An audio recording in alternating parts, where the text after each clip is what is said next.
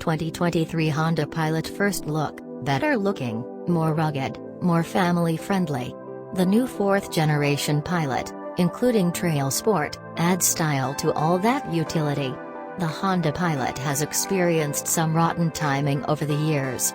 After helping establish the 3-row crossover segment with its highly successful first generation, Honda decided to switch things up and make a boxier, more rugged second generation.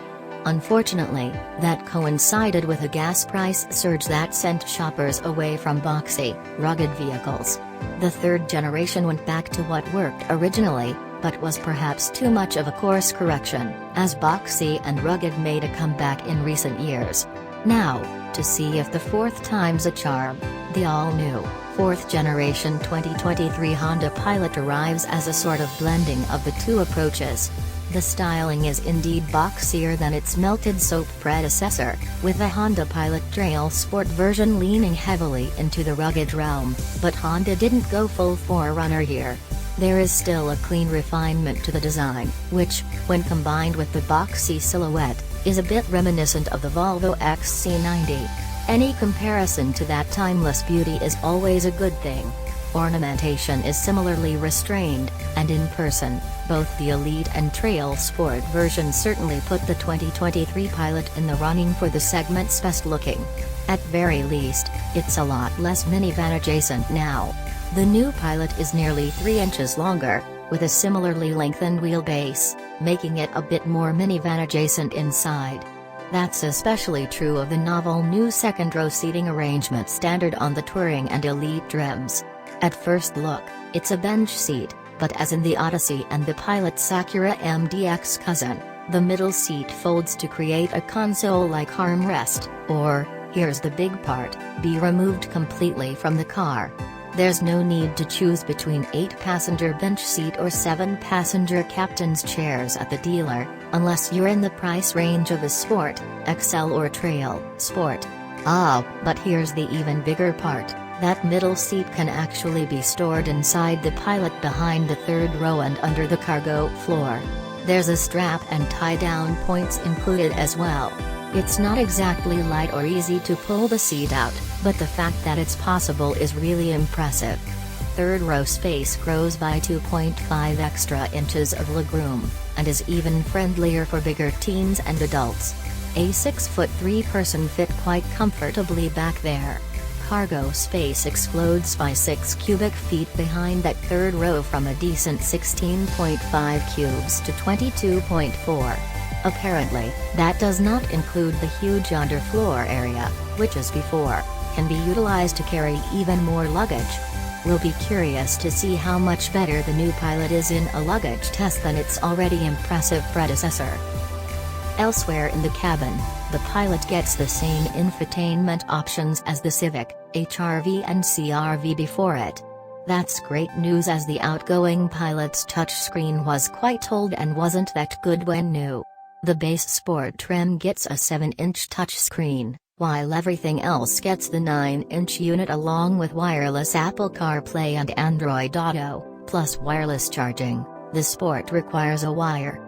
The design surrounding that touchscreen is surprisingly not to chip off the Civic block, foregoing the classy metal look mesh air vents spanning the dash. Instead, the look is far more interesting than before and vaguely reminiscent of a Land Rover, which isn't a bad thing, and certainly in keeping with the more rugged vibe. The center console design isn't quite as uber-utilitarian as the outgoing one, but a shelf forward of the passenger makes its return to the Pilot. It was found on that boxy 2nd generation. Overall materials quality is competitive for the segment. Mechanically, this is indeed an all-new Pilot, which resides on a new light truck architecture shared in part with the Acura MDX. The structure, steering column and suspension are significantly stiffer, with the latter adopting a new multi-link setup at the rear. Sharper handling and agility are promised thanks to a revised variable steering ratio, and the brakes are bigger, too. The engine may seem the same at first blush, but is in fact a new DOHC 3.5 liter in place of the outgoing SA HC 3.5 liter.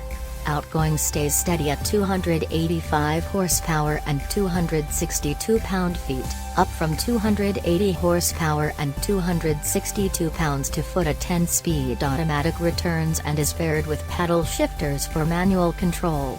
Standard on the TrailSport and Elite, and optional on the other trims, is the second generation of Honda's iVTM4 torque vectoring all-wheel drive system. It features a stronger rear diff that can handle 40% more torque while responding 30% quicker. As much as 70% of the engine's power can be sent to the rear axle, with 100% of that transferred to one wheel.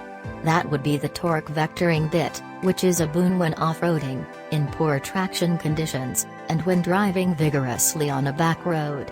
If new Pilot's strengthened chassis can take better advantage of iVTM4's talents, it certainly has the hardware in place to be one of the better three-row crossovers to drive.